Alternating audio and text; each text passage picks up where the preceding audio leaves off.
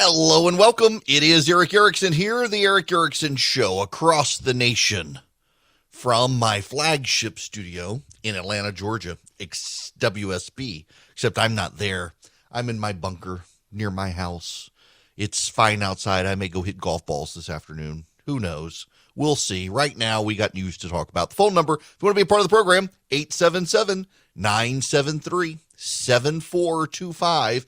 I actually want to begin with some of the Ukrainian stuff out there. I've tried to put it off. And the reason I've tried to put it off is it's the same depressing story every day.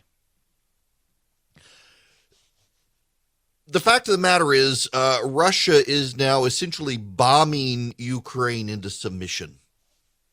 It's using artillery and aircraft to just bomb the snot out of Ukraine and level its cities, thinking that that will cause Ukraine to surrender. They want to save something, so they'll surrender. Zelensky, the president of Ukraine, is floating a compromise now, essentially guaranteeing they would give up Crimea and parts of the Donetsk region of eastern Ukraine that Russia has already captured in 2014 and consolidated. They'd give all that up, and they will, from there, move forward. And so you'll have a divided Ukraine with Russia exercising territorial sovereignty over two, and Ukraine would also pledge never to join NATO, but then would enter into some security compacts outside NATO for its protection. It would not demilitarize, as Russia says. To the extent it would demilitarize, it would require other countries defend it.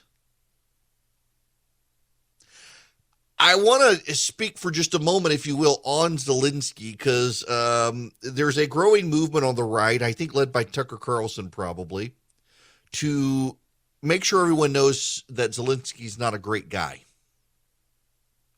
Now, I want to be very clear here. I don't think, contrary to hysteric claims of the left, that Tucker Carlson and the people who are trashing Zelensky are Russian propagandists. I don't think they are. I think they're isolationists. And they do not want World War III. They do not want World War III.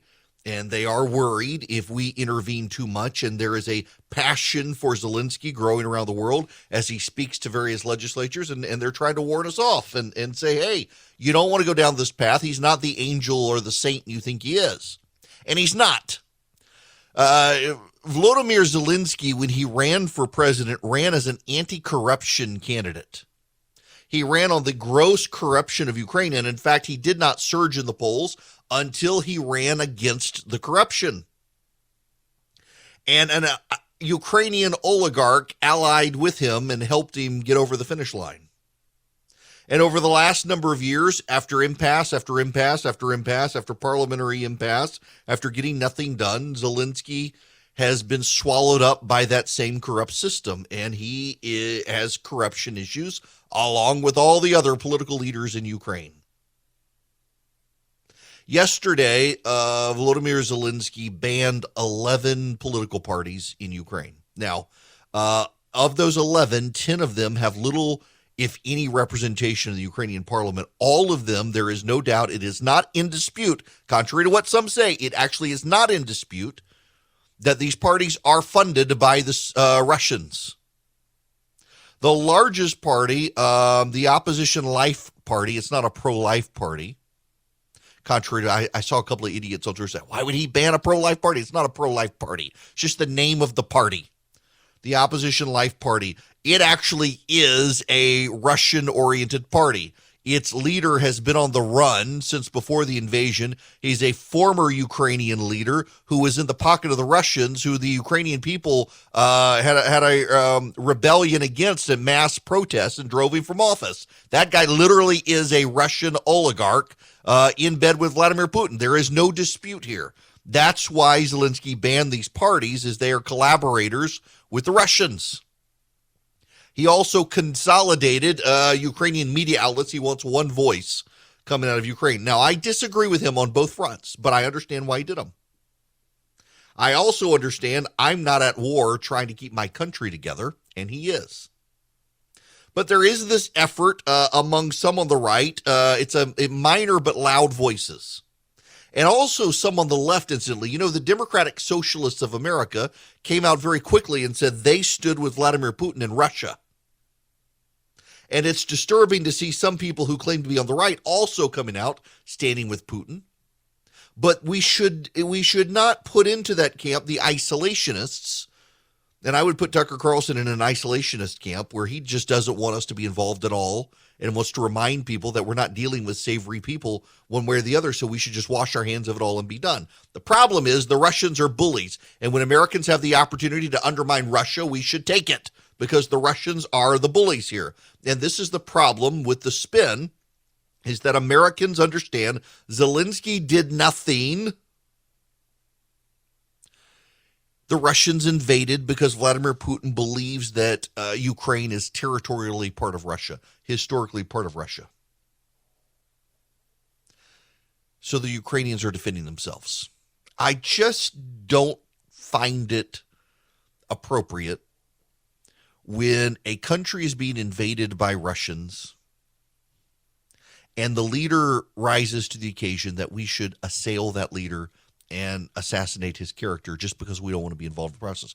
It's possible to say that the Ukrainians have an interest in us being a part of the fight, and America has an interest in not being part of the fight, but we support them in their efforts without getting involved. It's possible to do that. It's possible to make the nuanced argument, but nowadays everybody wants to be completely black and completely white, to be very binary. We're either all in or we're all out. You don't have to be binary with Ukraine.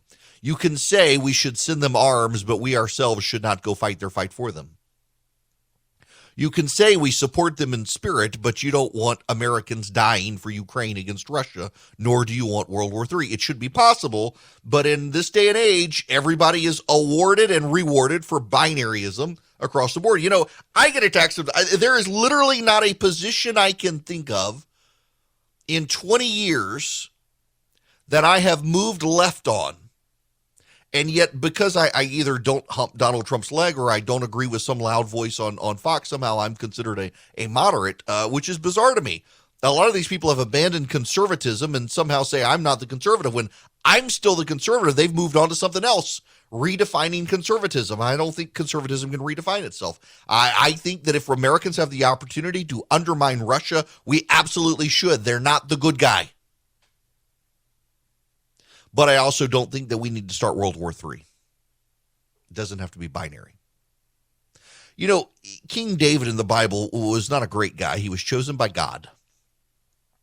He did what he did with Bathsheba, got her pregnant, killed her husband, had to repent, was not a good guy.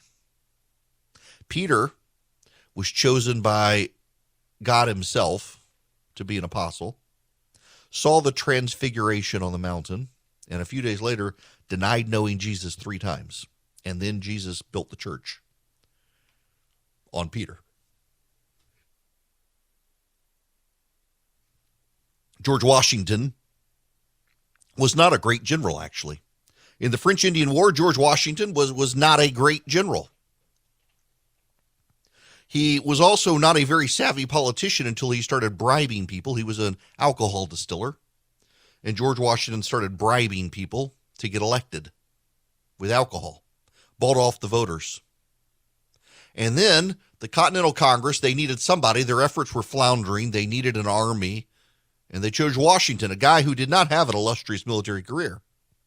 The man forged a nation, guided it to its constitution, and then resisted all of the pleas to be a king and walked away from the job after 2 terms, setting a precedent for a 2-term American presidency up until FDR in World War II.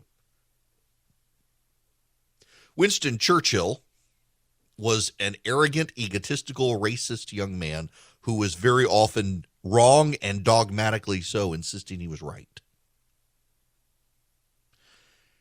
He alienated people on all sides. He came across as an opportunist. He swapped parties in Parliament. He grandstanded and ultimately rose to the challenge and the rhetorical challenge of uniting the English language and the English world and the empire of Great Britain and all of its colonies, soon to slip away to become independent countries, to fight the Nazis.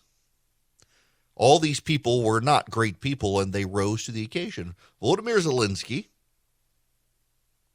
was a comedian. Do you know what Volodymyr Zelensky's big comic punchline is?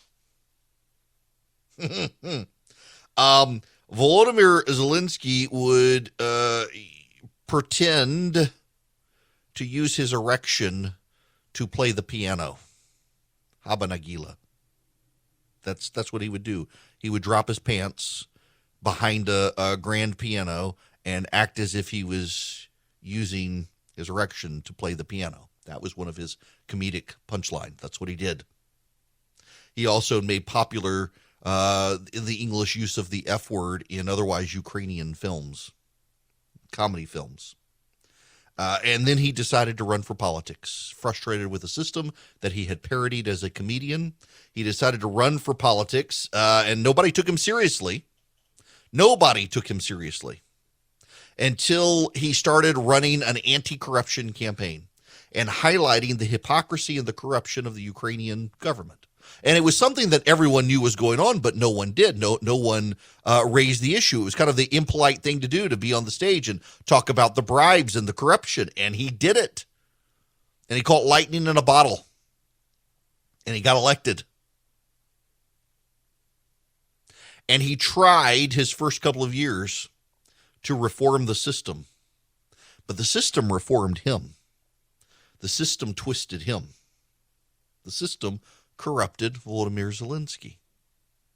The man who ran as an anti-corrupt politician became a corrupt politician. It's true. We shouldn't deny that. And then Russia invaded.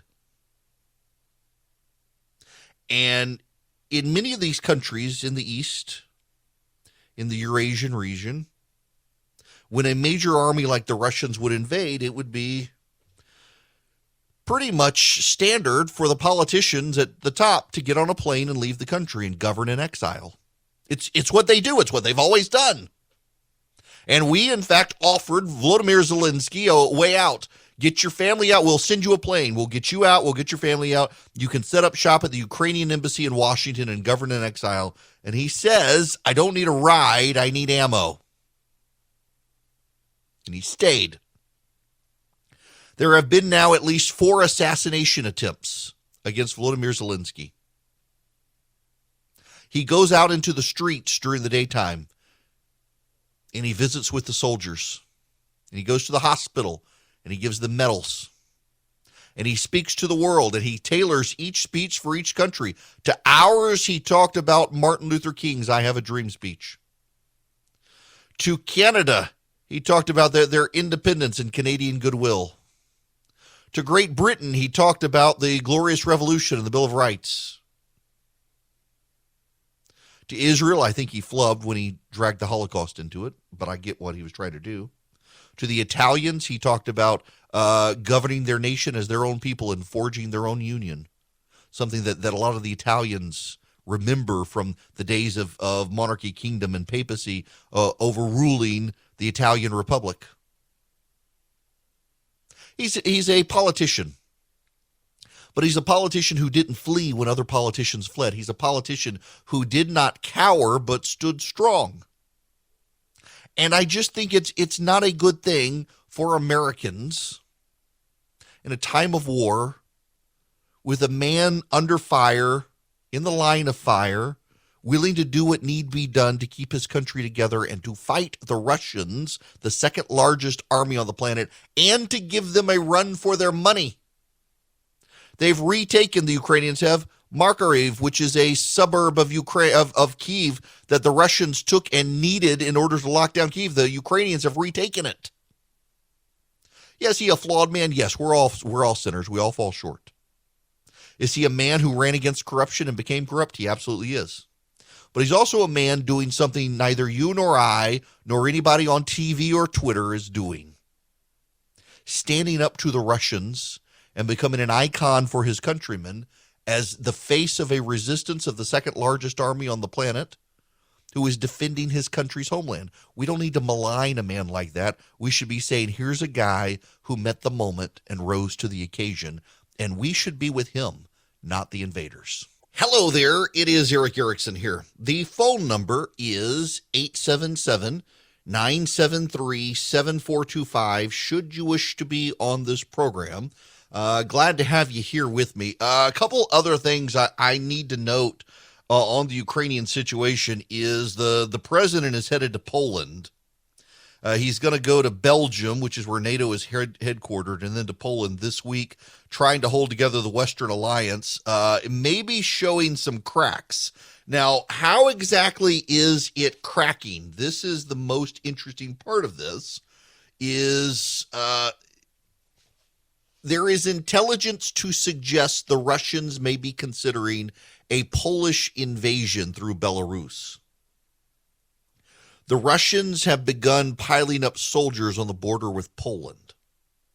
The reason here is Poland is at the epicenter of the refugee crisis. About 300,000 Ukrainian refugees have fled into Poland. At the same time, the Poles want to send aircraft and other weapons to the Ukrainians. The Poles want to help. The Poles know what it was like to deal with the Soviets, and they want to help. So Biden is going to hold the Western Alliance together. But what is that Western Alliance? It's an alliance to stop Putin without engaging. And the reason the president's going is to try to hold back the momentum from rushing in to help Ukraine and possibly start World War III. It is actually, what is so interesting here to me is that Volodymyr Zelensky's speeches to parliaments and congresses around the world is actually having a larger impact than a lot of people estimated to begin with, and he's persuading a lot of people that they need to go. Now, at the same time, you need to know something else. The Russians are kind of winning. It's not like they're going to win outright, but they are leveling cities in Ukraine.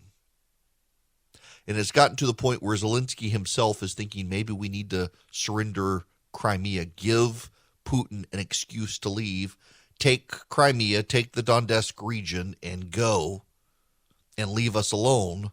And part of it is because the Russians are grinding down the will of the Ukrainians to fight by grinding their cities to dust. And Europe sees what's happening and wants to come to the rescue of Zelensky and possibly flare this thing up further than it already is. Hello there. It is Eric Erickson here. The phone number is 877-973-7425. If you'd like to be on the program, very happy to have you today.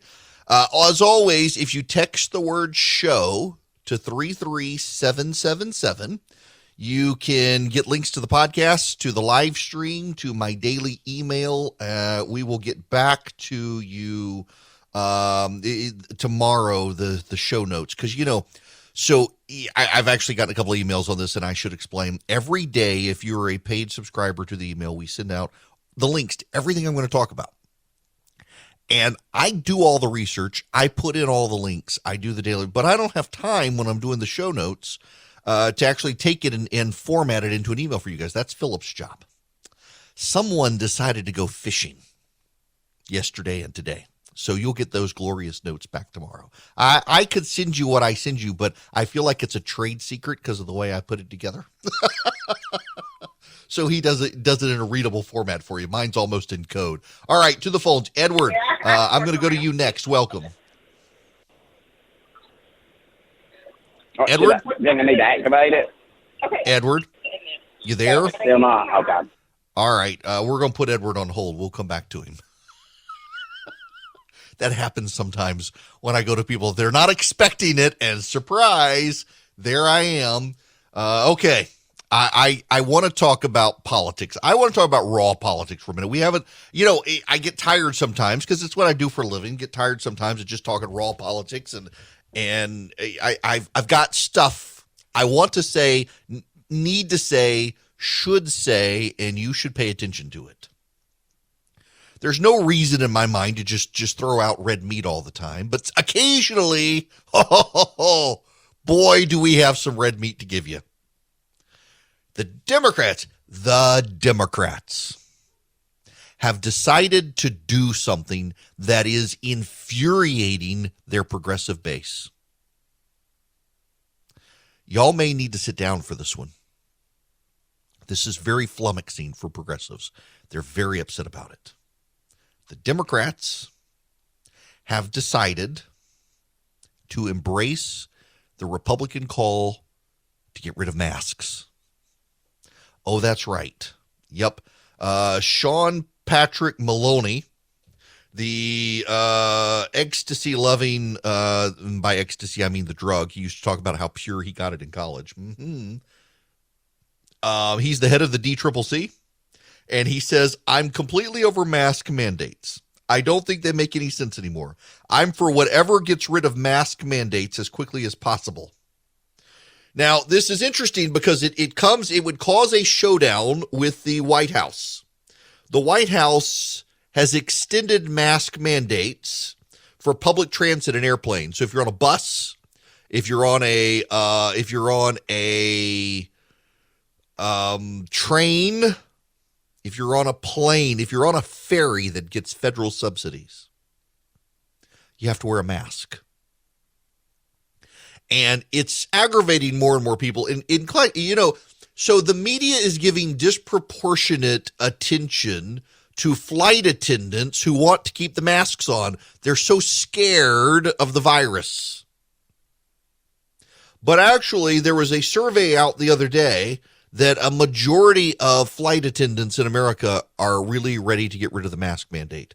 They believe it's causing a lot of the anxiety and angst to passengers on planes, and that the air within the planes is so good, there's no reason to wear the masks. Democrats are trying to distance themselves from the policies that have defined that party for the past 2 years. For the past 2 years, we have been treated to videos of white Karens going into Walmarts, berating old men not wearing masks. Y'all have seen the videos. The women says, I don't know, why are you not wearing a mask? You're going to kill me. You're going to kill me. Wear the mask. Why aren't you wearing the mask? Why can't you wear the mask? You're going to make me die. And the old man's like, well, come over here and breathe so I can be sure to do you in. It has been one of the most obnoxious phenomenon of the last 2 years are self-righteous women with bad dye jobs and haircuts going into local restaurants and grocery stores and filming themselves berating people for not wearing masks as if they're the heroes of the event instead of the villain. It's been obnoxious. And as it has become more and more clear at this point, the virus has mutated in such a way that it transmits on the finest particles. And by the way, do you know some of the research out there that shows why masks don't work at this point? Now, I realize there are people who believe, and I'm not, and I should clarify, I actually was in the camp that wear your mask early on. Then the vaccine came out and the virus kept mutating. And the particulate spread for the virus is so small now, it gets through everything except the N95. And even the N95 isn't good unless you know how to fit it perfectly around your mouth and nose. So at this point, the virus transmits at such a high rate on such a small particulate load, there's no reason to wear a mask. The masks that most people wear do no good whatsoever at stopping the virus now. At one point, it was worth doing, but not anymore, particularly since we got a vaccine. But if you wear a mask and your glasses fog up, there's no reason to wear a mask at this point. The virus is so communicable and travels on such a fine particulate. For a while there, when the original COVID came out, we're talking the alpha variant, the virus itself is very fine, but it needed a water vapor particle that was not easily passed through, even like the mask you get on Amazon. Over time, however, as the virus is mutated, it's easier and easier for the virus to transmit in smaller and smaller particulate. And at this point, it just does no one any good whatsoever to wear a mask. But progressives have viewed masks as a means of signaling their virtue, as a means of saying, I love my neighbor. These are the same people who put those stupid signs in the yards. In this house, we'll have no hate. We love and tolerate everyone except you idiots. You know those people. Oh my gosh, the people who they literally put those signs in, like, so around my office. It's a bunch of rich, progressive white people, and they all had Black Lives Matter signs in their yard. And it really was not a sign saying we love Black Lives Matters. It was the secular equivalent of painting the sheep's blood over your doorpost to keep the angel of death from burning down your house. In this case, Black Lives Matters. That's the only reason those white people in Atlanta were putting Black Lives Matter signs in their yard. They did not want their house to be burned down when the mob came through their neighborhood. The willingness of progressives to put signs in their front yard to signal their virtue is nuts. I just, some of the signs I've seen have been just obnoxious. Here's one. In this house, we believe Black Lives Matter. No human is illegal. Science is real. Love is love. Kindness is everything. You bigots is implied. Oh my gosh. I love the one that says, in fact, I've seen some people, I think it was Ben Shapiro put this one up. In this house. Where is it? In this house, we believe that simplistic platitudes, trite tautologies, and semantically overloaded aphorisms are poor substitutes for respectful and rational discussion about complex issues. But I mean, people were literally putting these signs in their yard, and now I've seen some other sign recently in yards, but the masks are the same thing at this point. So I saw yesterday, where was I? I forget where I was, but there was a guy and his wife, or date, I guess I should say. I don't know if they were married. They were going into a restaurant, and the man was wearing a mask, and the woman was looking completely embarrassed that he was wearing a mask. I mean, literally, he stopped at the front door. I was walking past with my wife, and he stopped at the front door to put his mask on before going in, and the woman behind him nearly ran into him as he was stopping to put his mask on. Now, maybe it could be, we should be humble here and acknowledge, maybe he's got a pre-existing condition. Maybe he wants to be overly cautious. I don't want to pick on people who want to wear their masks, but I'm continually flummoxed by the people who drive around in their car with a mask on and there's no one in the car, or who walk alone. We've got somebody in our neighborhood who walks alone outside wearing a mask. There is no science anywhere on planet Earth that suggests walking alone outside with a mask on makes any difference whatsoever, unless you got buck teeth and you don't want the rest of the world to see your buck teeth, and that's fine. Just keep your mouth closed. It's the most bizarre thing to me. And so now the Democrats have decided that while they can put their signs in their yards, they're going to get rid of their masks. And progressives who've gotten used to wearing masks to signal their virtue are horrified at the Democrats. The White House, by the way, you should know, says they're going to veto. If it makes it out of the House, they will veto it, which is hilarious because it will only hurt the Democrats further in November if the White House vetoes that. I mean, it really puts the Democrats on defense at this point. By the way, you should know that the White House is preparing to get rid of some of the Trump rules regarding immigration at the southern border. And they are afraid that the border is going to be overwhelmed with COVID-positive illegal aliens who they're not going to require to get vaccinated when they come into the country. Just quickly, it's been 2 years since President Trump implemented Title 42. There are protests outside the White House today. Democrats are now actively calling for it to end. COVID cases are low. Is the administration at least preparing for the possibility that this could end, and how so? Sure. There are timelines, including, I think, upcoming in April, on when it's continues to be reconsidered. And those discussions happen among the health experts from the CDC and other medical experts within the administration. And you always have to prepare, because if they'd make that decision, there would be an implementation that would be in part led by the Department of Homeland Security and others that you have to plan for. Does that include in preparing for a large influx of migrants at the border specifically? Well, certainly that would be part of it if and when the CDC makes that determination. Now, what's so interesting here is they're largely admitting, by getting rid of some of the Trump rules that kept illegal immigrants on the Mexican side of the border until they could be processed, that yes, they're expecting a flood of immigrants, but they're not going to make them get vaccinated. They're not going to need to show proof of vaccination. And by the way, this is one of those issues where the American people are furious with the Democrats. Behind the scenes in Washington, D.C., you need to understand this. Behind the scenes in Washington, there is a growing furor from Democrats that the White House is so out to lunch that they're not only not mitigating potential damage in the midterms, but they're actually making the potential fallout even worse for the Democrats. And they probably are. Now, before I go anywhere else, I want to go to Bill on the phone. Bill, welcome to the program. Hello, sir. Hi So there. my mind got made up about the COVID thing, or not the mask mandate thing.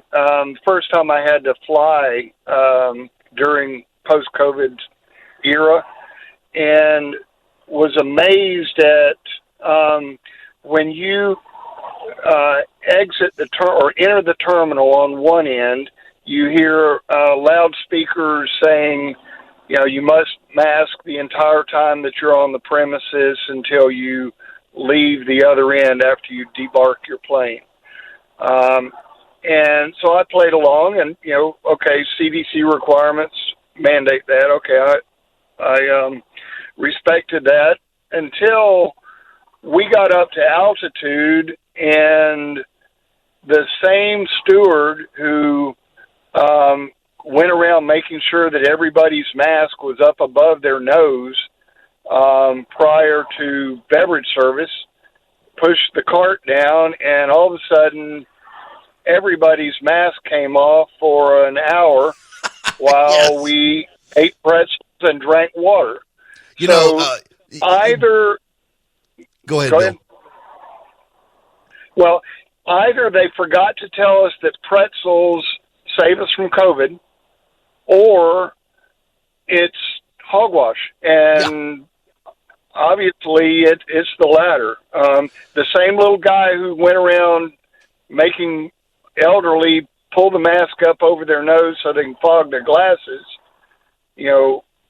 all of a sudden, once we had our beverage and pretzels, if it's that dangerous, keep your beverage and pretzels, Right. make us all mask up.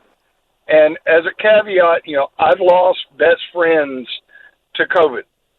Right. I believe that there is a COVID. I'm not a COVID farce guy, but the mask is particularly on it's not airplanes the where savior. you've got surgical center quality airflow in airplanes. There's no reason for it. Even United and Southwest CEOs have said there's no reason for it in airplanes. Even before we put in a mask mandate and people were flying and had COVID and didn't know it, nobody was getting COVID who sat around them on the plane. It's very rare that it happened. Raphael Warnock, the senator from Georgia, he voted against getting rid of the mask mandate, and the next day was videotaped or photographed on a plane, a Delta flight to Atlanta, not wearing his mask. And they weren't having beverage service at the time. Everybody was masked up except Raphael Warnock, who wants you to wear a mask on the plane. He himself was not masked. It's fascinating to watch this level of hypocrisy within the Democratic Party on this stuff. It's all about virtue signaling. Now, one of the companies that's fighting back about all this virtue nonsense from the left is Patriot Mobile. They give a portion of their profits to the conservative movement to fight. They need you as a customer to be able to do it, though, and they're a great company. They use the same cell towers everybody else uses, so you don't have to worry about your service. What you do is you go to patriotmobile.com, patriotmobile.com/Eric, E-R-I-C-K. You get free activation by using my name. You can port your current phone number over, or you can get a new phone number, bring your unlocked phone, or get a new phone. They have 100% U.S.-based customer service service as well. So if you want to call them, you can call them. Just tell them Eric sent you. You get free activation. It's 972-PATRIOT, 972-PATRIOT. Talk to Patriot Mobile. Become a customer of theirs. They spend a portion of their profits on the conservative movement, so you amplify your voice and your dollars by using Patriot Mobile, and you get the same great cell quality that you get from any other company in the country. PatriotMobile.com/Eric. Hello there. It is Eric Erickson here. The phone number is 877-973-7425. If you'd like to be on the program, you're more than welcome to. Oh, yeah. Somebody just sent me a picture. It's a giant picture in a backyard in Roswell, Georgia. It's covered in Biden-Harris signs, a Black Lives Matter sign, and then is a giant version of the on this property we believe healthcare is a human right, Black Lives Matter, women's rights are human rights, no human is illegal, science is real, love is love. Oh, my God. I mean, it really is a doxology for secular thinking, is it not? Praise God from whom all blessings flow. Praise him, all creatures here below. We believe that love is love and all people are created equal and women are women except if they're a man who thinks he's a woman and then he's a woman too. And oh my gosh. Yep, secular ideology. Kimberly, you're going to be up next. Welcome to the program. Hey, Eric. Thanks for taking my call. Now, Kimberly, So, I first clicked of all- and I got about 30 seconds, so you got to make it quick here. Okay. In defense of I'm in your camp about masks, but in defense of the woman walking the neighborhood with her mask on all by herself, I have learned over the last couple of years having to wear a mask, the mask helps minimize my allergies. So there you have it. Minimize it. You know, that's okay. I hadn't thought about that one. I could probably wear a mask in my office considering how much I'm sneezing today. Kimberly, thank you very much. Okay. If it's an allergy thing, I can concede the point. If it's an allergy thing, that's a good one. But is it an allergy thing or is it just panic? Maybe I need to go up and ask them now. It's 2022. Things are still crazy. Things haven't settled down. And now you got the Federal Reserve and interest rates. You got the economy. You got inflation. A lot of banks won't even return your phone call. Let's say you're a small business and you need a loan for $750,000 or higher. You see an opportunity where banks, they don't even want to see you. You want to buy a building, you want to build a building, reach out to the Frost family at First Liberty Building and Loan. They've been helping small businesses become big businesses since the 1990s. They want to help you if they can. So spend 10 minutes with them. See if you're a good fit for them and they're a good fit for you. Their website is firstlibertyga.com. That's firstlibertyga.com. Again, you need a loan, $750,000 or higher. You're a small business and you see an opportunity to grow. Share it with the Frost family and see if they can help you. Firstlibertyga.com. That's firstlibertyga.com. First Liberty Building and Loan can help businesses nationwide become bigger businesses. The regular season is heating up. New stars are emerging, and that means more opportunities to win up to 25 times your cash on Prize Picks, the most exciting way to play daily fantasy sports. Just select 2 or more players, pick more or less on their projection on a wide variety of stats, and place your entry. It's that easy. Let it fly to turn $10 into $250 with just a few taps. Easy gameplay, quick withdrawals, and injury insurance on your picks are what make Prize Picks the #1 daily fantasy sports app. Watch your favorite players and get paid doing it this basketball season. See your entries make progress during the game or make new entries for the second half and the fourth quarter. 3-pointers, assists, rebounds, and everything in between are yours for the taking. Join the Prize Picks community of more than 7 million players who have already signed up. Right now, Prize Picks will match your first deposit of up to $100. Just download the Prize Picks app and use code GET100. That's code GET100 on Prize Picks for a first deposit match of up to $100. Prize Picks. Pick more, pick less. It's that easy.